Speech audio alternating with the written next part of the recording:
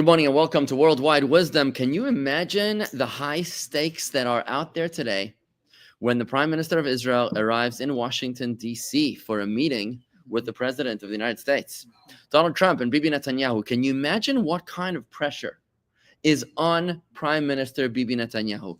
What is Trump going to ask him? What kind of pressure is he going to put on him? You know, it seems that Trump probably wants to end this war as fast as possible so that he can get this war off of his books. Whereas for Israel, the war needs to be won, not ended. You don't end the war with an agreement with someone whose baseline is that you have to be dead. You don't come to an agreement. You don't meet them halfway when someone's baseline is your utter annihilation. There's no halfway in such a conversation. Wars need to be won, not brokered towards a truce. And by the way, this is what happened in World War I, which was not won. World War I was ended in a truce, which is why the Germans rose up again in World War II. And that's why the Allies made the decision that no matter what happened, they needed to march their armies throughout the capitals of Germany in order to humiliate and crush the German spirit, so that they would understand that they were defeated and that they surrendered and not some sort of a ceasefire. Surrender. Like now with Iran, Iran is like still claiming victory. I mean, it's a bit of an anomaly, but still, they are still claiming amongst their own propaganda and their people. They threw out the inspectors for the nuclear. Yeah. So this is a very, very difficult day for us people, friends. This is a very difficult day. And what is Prime Minister Bibi Netanyahu going to do? Is he going to have the courage to stand strong, or will he buckle? This is a very, very critical day for us. We cannot allow Hamas to remain in Gaza. We cannot allow them to remain armed so that they can just plan the next terror attack. We cannot release bloodthirsty terrorists, October 7th terrorists, in exchange for dead bodies. I mean, it doesn't make any sense. So we hope and pray that Prime Minister Bibi Netanyahu will have the strength to stand up to President Donald Trump with the awareness that Israel doesn't need America as much as America needs Israel. The world saw in the past few days that when everybody else was afraid of the Iranian nuclear threat, there was only one country that had the guts to stand up and make a difference, and that was Israel. Israel was the one that started that war. Israel was the one that preemptively attacked after 25 years of espionage and planning. They did whatever they needed to do to take down the Iranian nuclear reactor, and America was impressed, right? Because like one British politician said recently, Israel's doing the world's dirty work. Absolutely. We should be grateful for what Israel is doing. Israel is doing the heavy lifting for the rest of the world. So instead of Israel coming in as weak and knock-kneed, Israel needs to come in strong and say, we are the strongest in the region. We don't need to, we don't need to make painful concessions. All we need to do is to bring back our hostages and to make sure that the soldiers who fell did not fall in vain. We need to make sure that this never, ever, ever happens again. This is the approach that Israel must take. We don't have any other choice. And this theme is reflected deeply in today's Torah portion. It's deeply reflected in today's Torah portion, which is a theme that I like to bring out to you right now. How the Torah this week really, remember, we have to live with the times, because the answers to the questions that we struggle with each week are always contained in the Torah portion of this particular week. So when you look into the Torah, that's how you're going to find the answers to your questions. Because when we look in here into this week's Torah portion, we find in the portion of Balak, which is the portion of the king of Moab, the king who hired Bilam, the world's most powerful prophet, non-Jewish Gentile prophet. He hired him to curse the Jewish people, and in an extraordinary turn of events, from the curses, his curses are transformed into blessings, and from the intensity of his blessings, we're able to see the nefarious intent of his original intent. God managed to transform his curses into blessings. But we notice one of those blessings is a blessing which really gives us the courage and the strength that we need in the most beautiful way to be able to stand up to American pressure. What were you about to say? It's behind us now, but I was going to say what world leaders say in public, I believe is very different than what they're saying in private. Right. I think they're Right. all. And the Rebbe said this to Bibi Netanyahu years ago. The Rebbe said many years ago, I think 40 years ago, the Rebbe said to Bibi Netanyahu that you are standing up, whether it was in the United Nations or in the Knesset. The Rebbe spoke to him on both occasions. And the Rebbe said, you have to do what's right, even though it's not popular. There's going to be 119 members of Knesset standing against you, but you have to do the right thing. Yeah. You cannot be weak. You need to be strong, and you cannot be intimidated. It's interesting to see that Bibi Netanyahu has done a pretty good job in many regards since October 7th, in some occasions, not all occasions, but we hope and pray that he gets the character and musters the courage to be able to stand up to the United States president. Because remember, at the end of the day, America is strong, and America doesn't want pathetic partners. America doesn't want to have a partner that's on government, welfare. America wants a partner that's the world leader in that area, right? America doesn't want to deal with a pathetic, weak, and insecure and incompetent partner. America wants strong partners, and when we respect ourselves, that's when America respects us. When we don't respect ourselves, that's when America walks all over us. Because let's not forget one thing very important. Trump's role was to make America great again. It's not to make Israel great again. Yep. He was elected in order to protect the interests of America, not in order to protect the interests of Israel. That's the job of the Prime Minister of Israel, and he's got to do the right thing. We hope and pray that he musters the courage, that he watches this video to learn what he needs to learn in order to stand up with strength and pride. Yeah. So in the portion this week, we find this amazing blessing that Bilam, the Gentile prophet, makes over to the Jewish people. If you turn to page 973, this is Bilam's second oracle. It's on verse 18, chapter 23 in the book of Numbers. Here goes. Verse 18, Bilam responded to Balak's mocking tone by trying to vex him. See, Balak was shocked. Balak, the king who hired Bilam, was shocked that Bilam, in his first attempt to curse the Jewish people, ended up blessing them. So he was very, very upset about it.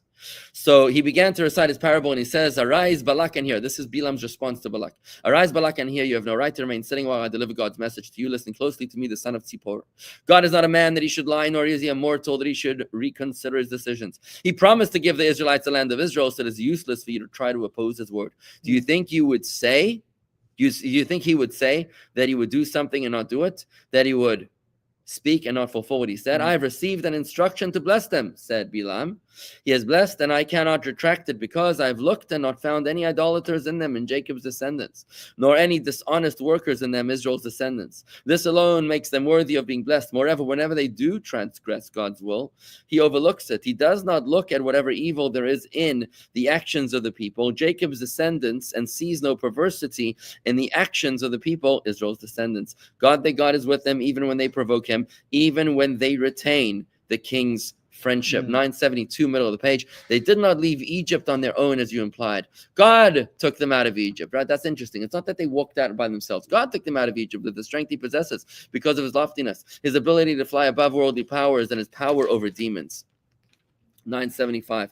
"The Israelites are further worthy of blessings because there are no diviners or of auspicious times in Jacob, and no stick diviners in Israel." Now, this indicates that a soothsayer is a bad thing. But that is not why I, who am a soothsayer, cannot curse them. It is because they have their own merits that make them worthy of being blessed. God manifested his affection for them openly when he gave them the Torah, and he spoke to them personally. Just like he taught them his cherished Torah then, so will he do again in the Messianic future, when he will seat them closer to him than his ministering angels, and teach them the innermost teachings of the Torah. It will then be said to Jacob and Israel by these angels, when they want to know what God had said, "What has God wrought?" So the angels will ask the Jews, "What has God done? What has God said?" For the Israelites will have more intimate access of God's ways than they. And here comes the most important line that I wanted to share with you today.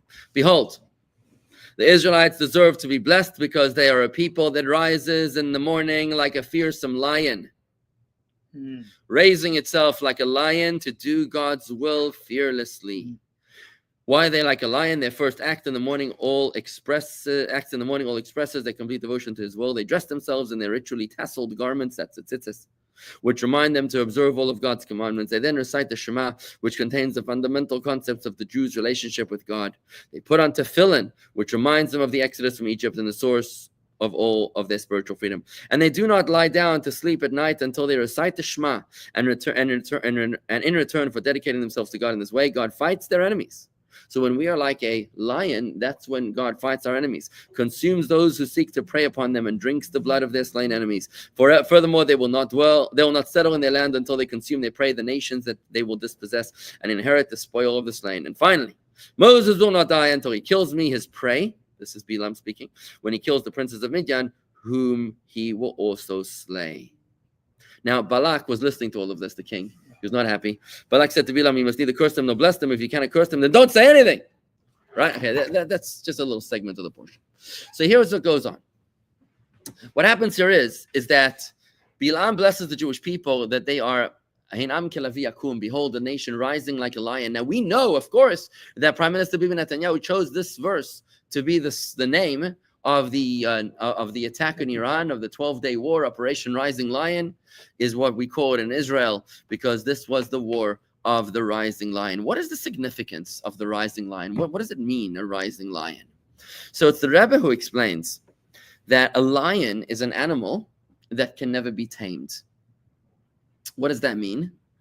It can never be tamed. You know, you go to a circus and you see Siegfried and Roy, and they're trying to tame a cheetah or a tiger or something, and it ends up eating one of them. I think one of them died. Is that what happened? Yeah. One of them died. It's like trying to tame a killer whale. Here in Orlando, somebody tried to tame a killer whale. Can you imagine the first person that sees a killer whale and he says, I think I could train that thing.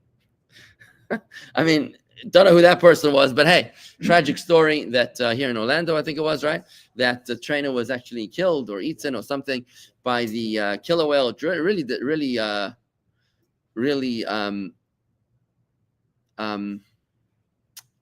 difficult.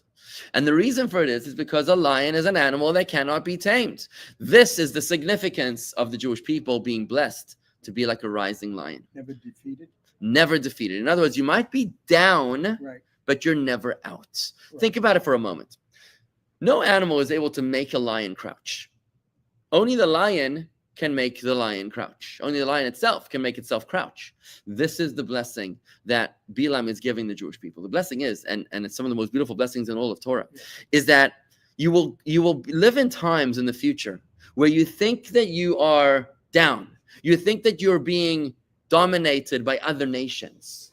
But in reality, you're crouching of your own accord because you are untamable. No one is ever able to restrain you, the Jewish people. Now, what does the lion do when he's crouching? Hunting. Yeah. When you see a crouching lion, it's not a good sign. It's not a good sign. It means that he's getting ready to pounce. So he looks like he's down. What? Crouching means like lions, they're hunched under their back hunches. When he's sort of sitting, but he's getting ready to jump, right? So don't mistake a lion that's sitting to say, oh, that's so cute. No, you don't want to go pet a lion that's sitting down because that's looks like he's getting ready to attack, right? And that's what Bilam is saying is the state of the Jewish people when they're living in a situation where they seem to be crouching, they seem to be down, they seem to be dominated by other nations. I mean, look at the Jewish people for 1900 years. We were vagabonds in the lands of other nations. We were expelled. We were persecuted. We were ridiculed. We were humiliated. We were denigrated. We were taxed. We were just in the most terrible ways. I mean, going through Europe. Europe is a very difficult continent which is soaked with Jewish blood and misery pretty much everywhere you go. So what Bilam is saying is that don't ever mistake the Jewish people for being vanquished. They cannot be vanquished. They're untamable. They will rise again. And that was the significance of Operation Rising Lion. Maybe we were living under the threat of nuclear Iran. Maybe we were intimidated. We looked like we were intimidated by the proxies of Iran since October 7th. But guess what? We're not. And we're going to attack them with such a vengeance they won't even know what happened. And remember, Israel took down Hezbollah in 10 days. but they took down the leadership of Iran's military in about 10 minutes with the most extraordinary strikes that were coordinated in the most unbelievable fashion. This was really extraordinary times. On a very personal level, what this means is that a Jew in general, let's move from the global to the personal. A Jew in general lives in a situation where he could also feel intimidated by the world around him. A Jew can say, well, I live in Palm Beach, Florida, where everybody else is not keeping kosher, so how can I keep kosher? Nobody's keeping Shabbos. Nobody goes to shul. Nobody wears the yarmulke and tzitzis, so how can I do that? I got to fit in with the crowd. The Rising Lion teaches us, those Jews that are not wearing tzitzis, it's just a temporary state of insanity. It's not a status quo. It's not a state of being that continues. This is something which will change. It's just a temporary state of unhealthiness, which we should never misinterpret for dominance. We've never been dominated. We cannot be dominated, and that's why when we look at the world around us, we cannot ever say, well, it's too difficult. Whether you're talking spiritually or if you're talking national defense, whether you're talking about Bibi Netanyahu standing in the White House, standing up to President Donald Trump. You don't ever have to be intimidated because you are a lion, and as long as you think of yourself as a lion, you'll know that you have nothing to be afraid of. Yes, Mark. Did you ever think when you were traveling just recently, fear of what you're wearing that someone? Never. A Jew cannot be afraid. A Jew cannot be afraid. If you ever saw a lion afraid? What would a lion look like when he's afraid? You can't be afraid. And even if you have fear, you can never give it any external manifestation. Right? That's what I spoke about in Shabbos. Yeah, what? So if all of the neighboring nations to Israel know that Israel is a sleeping lion and it's never been defeated and so forth, yeah. What was the ultimate purpose of Hamas attacking? And it had to be something greater than killing, a demonstration that we can kill some people, because they knew that Israel would come back and wipe them out. So they must have had it. If you look at the story, a greater purpose in what they were trying to accomplish. If you look just at the story of the Jewish people, we've never been extinct. We've never been stamped out. We always rise up again. We're like the yo-yo of the universe. We go down, but we come straight back up. Mm-hmm. The yo-yo is a pretty good example, right? Where we go down and we keep on coming back up with a vengeance, right? So any nation that's ever tried to attack us always is vanquished ultimately by us. But if they know that, why do they attack us? I don't think they know that.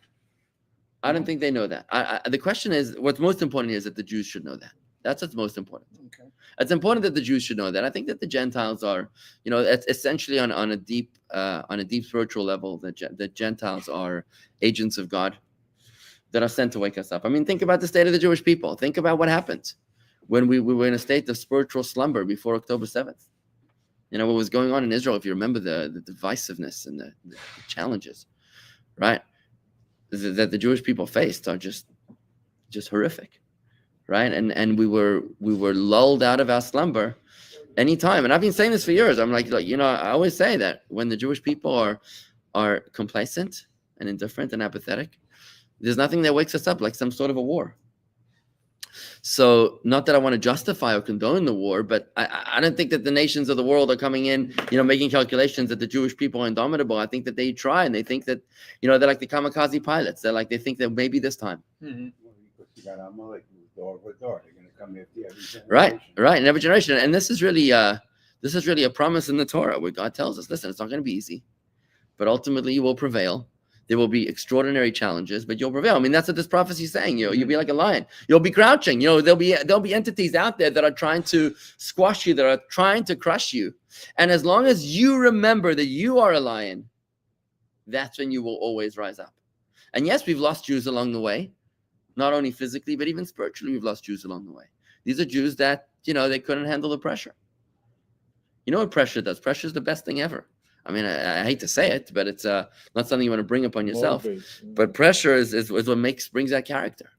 It doesn't kill you, makes you stronger. Exactly. What doesn't kill you makes you stronger, right? You know the difference between an ugly lump of black coal and a dazzling diamond Pressure. is only the pressure that it was exposed to, right? In the words of the Rebbe Rashab, the Rebbe Rashab is the 5th Rebbe of Lubavitch of Chabad, and he said these words: only the body of the Jew was placed in exile and subject to the rule of nations. But the soul of the Jew was never placed in exile and never subject to the rule of nations. We have to declare openly before all that with anything which is relating to our faith, to Torah and to mitzvahs and to the customs of Israel, foreigners have no reliance, have no power over us, and no power in the world is able to change one iota. It's a very, very important principle. In the opening words that the Rebbe said, that when the Rebbe assumed leadership in 1951, leadership of the worldwide Chabad movement, the Rebbe's opening words were "Basi legani achesi kala," quoting from King Solomon. The Song of Songs. He said, "I've come to my garden, my sister, my bride." And what the Rebbe was explaining in that discourse, the opening discourse of his leadership, is that this world is a garden. I've come to my garden. That God sees this world as a gorgeous garden. We often can look at this world and think of it as a jungle, as a place of anarchy and chaos, survival of the fittest. A lot of weeds, a lot of insects, a lot of critters, unpleasant creatures that threaten to destroy the garden, to destroy the situation. But the Rebbe's approach is a mindset of positivity. This world is a gorgeous garden. Everything is by divine design. Nothing happens by mistake. Everything is from God. The good, the bad, and the very ugly is all part of the plan, right? It's kind of like, think of it this way. Maybe if you have a garden and there's a lawnmower and you're like, oh my God, or a weed whacker, and you're like, oh my God, this is terrible. But really, the purpose of the lawnmower and the weed whacker is to manicure the garden, right? So maybe we could look at it from that perspective and think that all the difficult things that happen to us are essentially sent to us by God in order to bring out some sort of greatness later. Now, it's difficult for us to see this perspective. When you're a resident of the garden, you don't properly understand this. You don't understand the contracts that the owner of the garden negotiated with the landscaping or with the insect or the terminator, the insect exterminators, right? So you don't really understand the intensity of those or the purpose or the motivation of those conversations. But for us as Hasidim, we know that we are able to see the bigger picture. We're able to understand that this world is a garden. And what it means that the world is a garden is that it's a mindset, it's a paradigm shift that says, I have never got any reason to be afraid of anything. Because everything that happens to me and to my people is always part of the divine plan.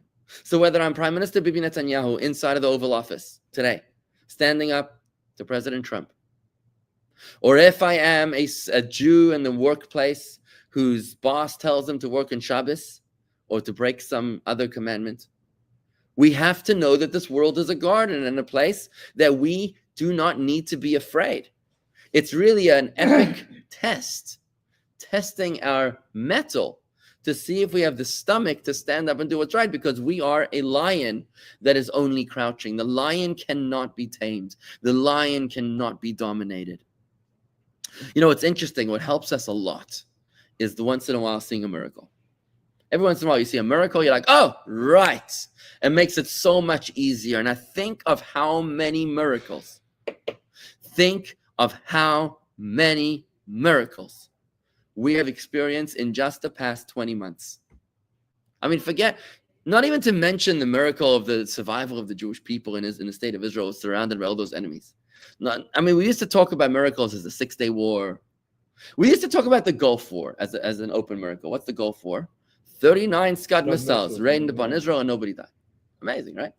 But now you look at what happened with the Hezbollah war. 39 missiles, please. It's like a drop in the bucket. Yeah. They sent thousands and thousands and thousands. You're talking about over 25,000, over 35,000 rockets, missiles, drones that are coming on Israel from every direction.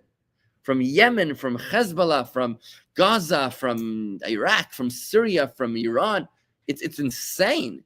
And yet we've managed to take them down. We've taken down Hezbollah. reduced them to a shell. We've taken down the Iran military, the leadership at least. We've taken out their nuclear sites. We have dominance over their skies. I mean, who would have thought? If somebody told you 3 weeks ago that Israel's going to dominate the skies of Iran, I think they're crazy. you think they're crazy. This is like an open miracle, man. You know, America tried that, by the way. You know, America tried in 1979 to send in commandos to Iran to, what was it, to rescue the hostages? Is that what it It's was? embarrassing. Right? what One got happened. shot down. Yeah, I think 8 Marines got killed, and it was an epic fail. It led to the It rise. was a failure. Yeah, it was a terrible thing. I mean, it led to the rise to the fall of the Shah and the rise of the Ayatollahs, right? So I mean, Israel was not in an easy situation. You know, they probably were well aware of the dangers of what they were getting themselves into based on that precedent, and the fact that they had not one single fall of a pilot taking down the entire Iranian Air Force. I mean, this is Crazy. there's no way to explain that, folks. This is an open miracle. When you see a miracle like that, you're like, oh, you know what? There's a God. Yeah, but bigger miracle. That's a bigger miracle. Yeah, Jordan and Saudi Arabia. Yeah. That's right. Jordan and Saudi Arabia. We're Well, shooting down the I mean, yeah, look, you could explain Sunni Shiites, you know, you could explain that the Saudis are more afraid of the Iranians than anybody else. You could technically explain that. And, you know, the Houthi militias are Saudi rebels that are Shiites rebelling against the Sunnis, and they're aligned with the Iranians. I mean, you could explain that potentially. But I mean, yeah, that is a big deal. That is a big deal. And who knows what Syrian airspace allowed us to do. Yeah. So my point is, and I'd like to just conclude with this. Well, There's another miracle. God created Shia and Sunni. yeah, to fight each other, keep themselves busy. Yeah, that's the most So- important thing. So what happens here is that I just want to conclude with this point, is that when we have to remember that we're a lion. Mhm. Our nation is a lion, and as individuals, we are lions. Don't be intimidated. Don't be afraid.